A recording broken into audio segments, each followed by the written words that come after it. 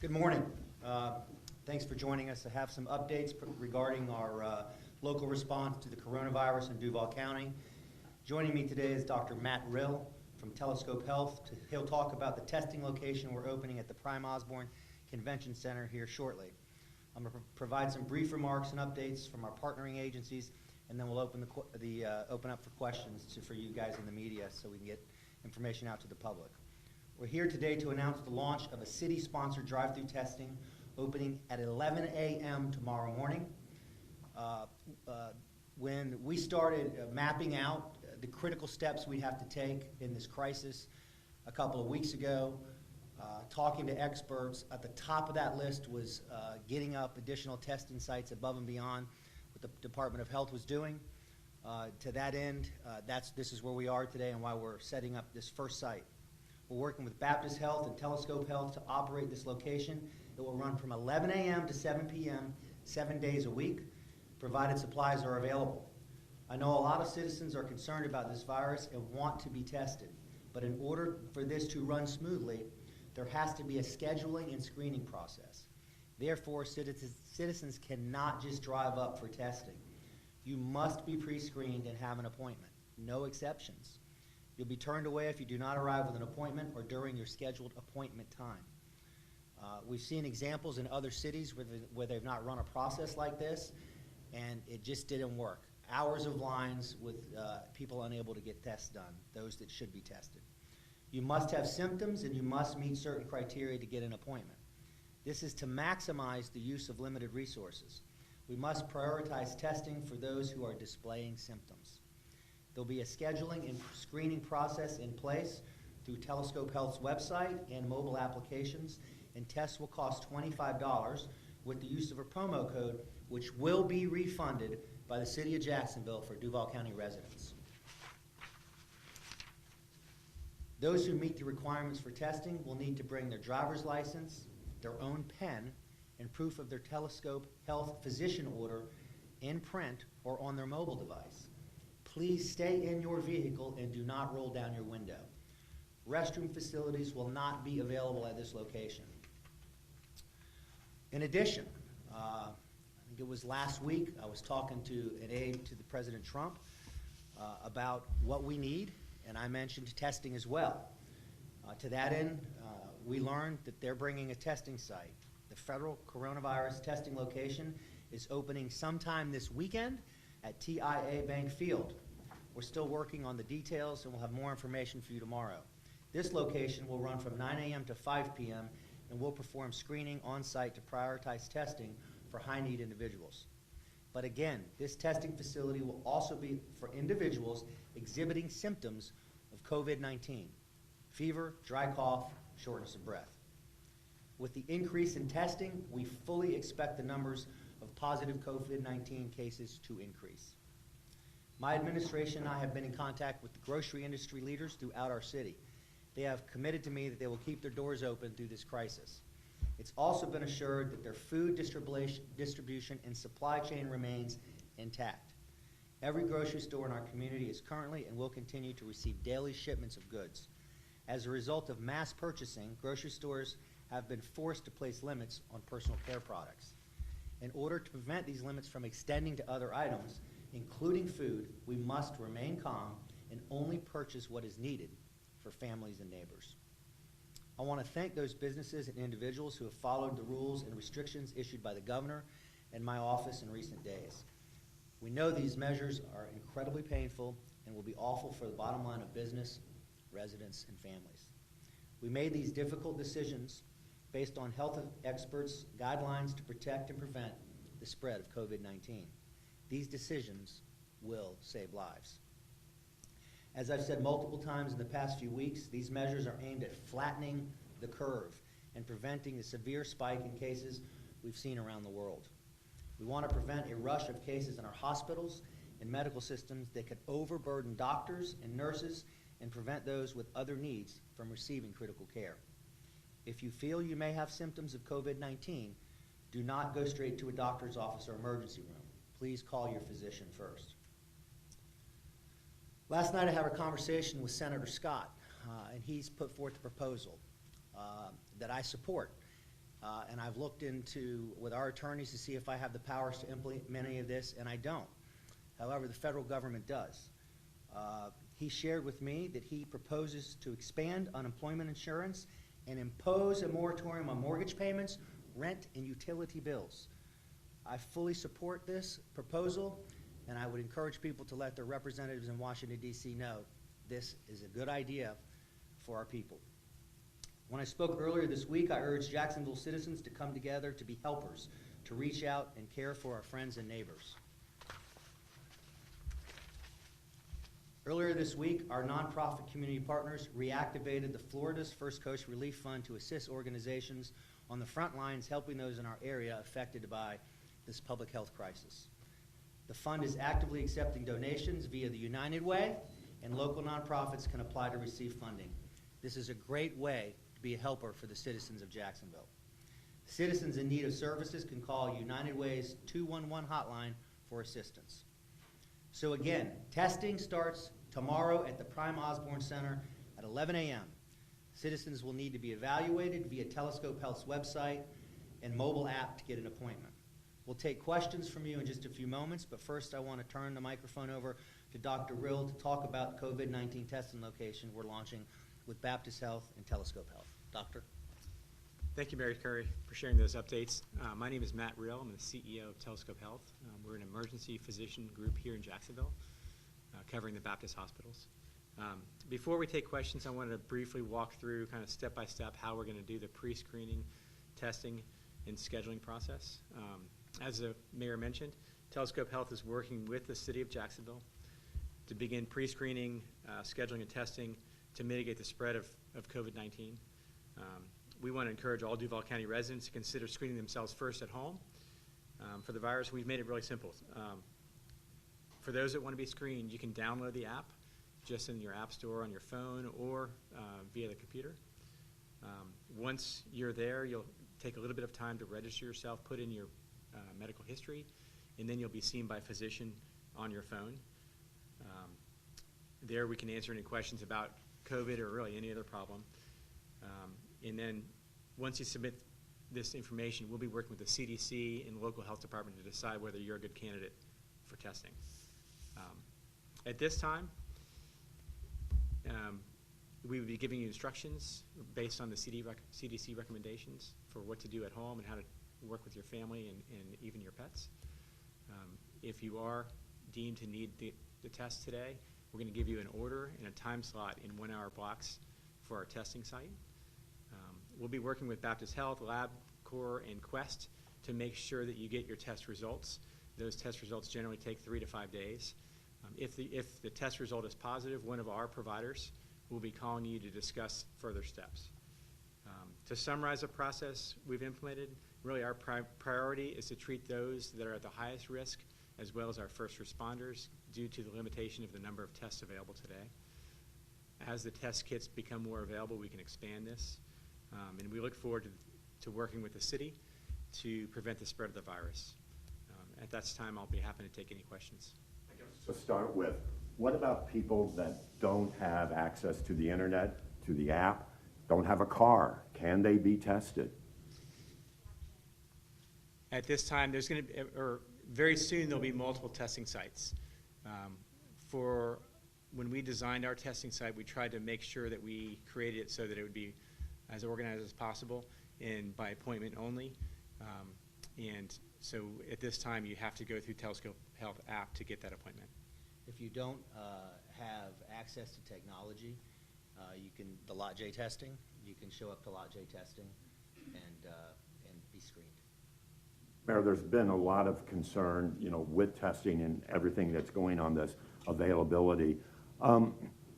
What is the difference, I guess, can you describe if people should wait for Lot J and people that would go over to the convention center, the city-sponsored site? What is the difference? I mean, I'd say if you have a symptom now and you have access to this technology, you should download the app, follow what the doctor just said, and go through the assessment. And if you qualify, you can come for a test. should you do that today? Yes. Yes. Yeah, we are actively seeing patients and creating a queue of folks that are in these categories of high risk or first responders. Are there any concerns with potentially the crashing of apps, websites because of overload? What would be the plan for that in the event that happens? We've got a great software partner, and they've ramped up their operations to support us, and we have not seen any of that so far. I will say that, generally when we see patients, the wait time is about 3 minutes, and obviously with this change and the rush of patients, it is longer than we hope for, but we will get to each patient and we'll make sure that we follow up and make the recommendations. I think it's really important to stress that people not get in their vehicles right now and show up at Prime Osborne, because they won't be seen and they're going to clog those that are there to be seen based on the app, the assessment. Follow-up question for you, Mayor. You mentioned you have supplies here. Are you satisfied with the number of supplies? What is the plan to get more if we need more? Yeah, we are actively working with our partners at Baptist Health and here and with the federal government to make sure that we have the supply testing kits. But look, the demand is significant around the country and around the world. I would say to people that, as I mentioned in my remarks, in crisis management, you need to plan ahead. I was calling experts weeks ago, and what steps do we need to be taking today before anybody thought this was real? And testing was at the top of that list. I immediately, 2 weeks ago, began talking to our hospital partners, my staff, members of my staff, and I said, make every phone call and contact every person you know that can. What do we have to do to get testing here? And now we get one that goes on tomorrow and another one that goes on this weekend. Mayor, in Tallahassee, they're passing a budget today, and there's coronavirus provisions in there, about $1/3 billion between reserves and active money. Regarding budgeting for this crisis coming here with the drop in sales tax and all of these things, how are you going to pay for it in terms of current operations? And in next year's budgeting and beyond, obviously there's going to have to be a reshifting of priorities given the drop in sales tax revenues, likely a drop in millage. I mean, we're seeing recessionary indicators all across the board. So what are the long-term ramifications of this crisis? AG, it's a new day. Everything changed. That's the reality of where we are. What we were talking about in my upcoming budget 3 weeks ago will be significantly different than what we will present, and our focus will be on the safety of our people and our local economy in the upcoming year. And I'm going to do everything that I can to make sure that people are safe and that we are mitigating the stress points for families. That's why I said, Senator Scott's proposal to put a moratorium on mortgage payments, rent, utility bills. If you could stop those stress points now, and we in fact get out of this, I don't know if it's 30 days, I don't know if it's 60 days, I don't know if it's 90 days. But if we can stop those stress points, families then have an opportunity to come out of this and get their feet back under them.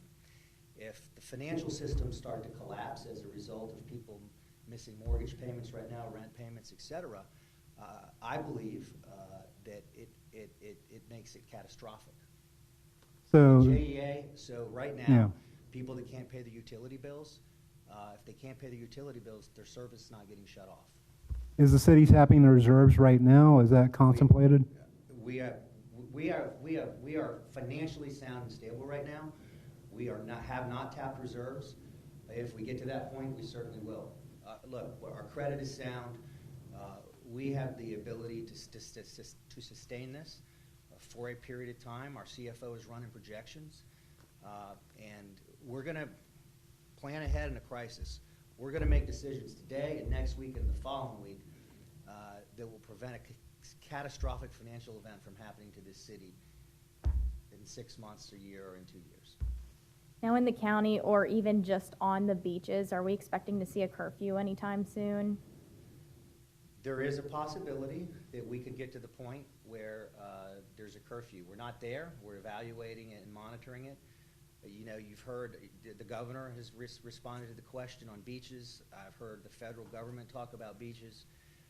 Look, the goal here is to keep your distance, to not touch your face. So if you're on a beach, for example, or if you're in a public place and you're with your family, you just got to stay away from people. You shouldn't be clustering with people that you don't know who they're interacting or where they're interacting. So this is really about being smart at this point in time. Back to testing. When this does occur, how would people be notified if they are positive? And then what would happen at that point? Doctor? So one of our, if the test comes back positive, we'll be calling them directly, one of our providers. So that would be either one of our physicians or advanced practice clinicians. If it's negative, we have a team behind that as well, also calling the patient.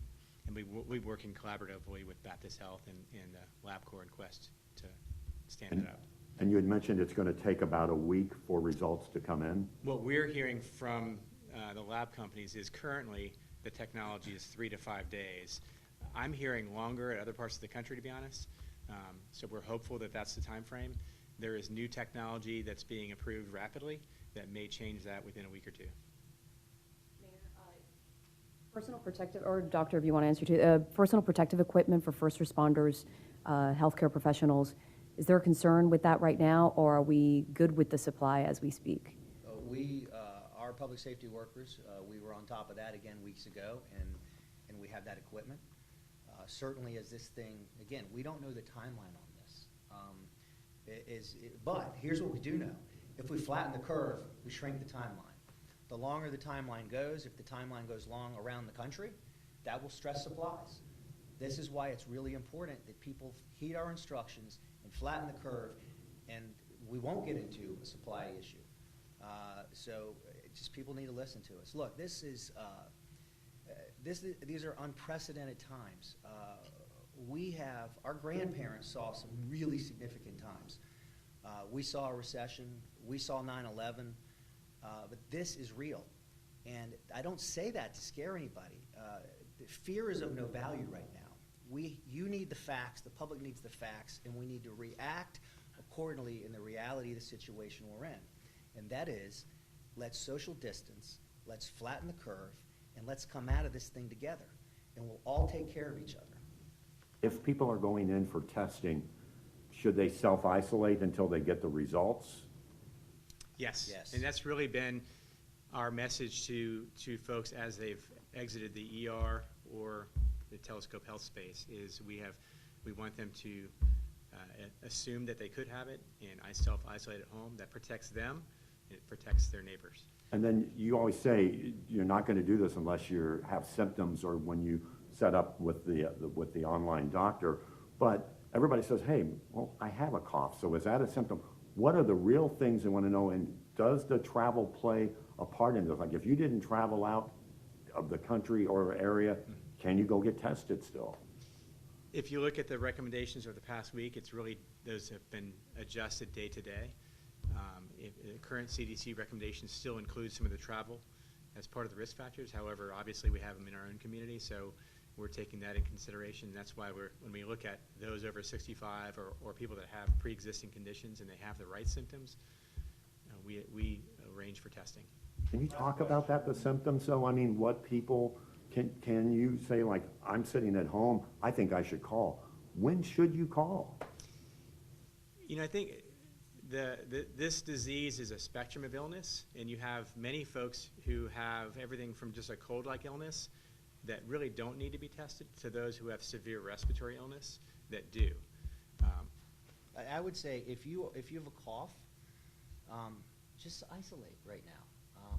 And maybe it's an allergy. If it's an allergy and you isolate, you're protecting people. We got to be cautious right now. We got to be smart. Mr. Mayor, in terms of the regulations on businesses, can you discuss any more drastic measures that we might see over the next week or so? If we don't flatten the curve, which we're taking actions to flatten the curve right now, we could have a curfew, we could have a full shutdown.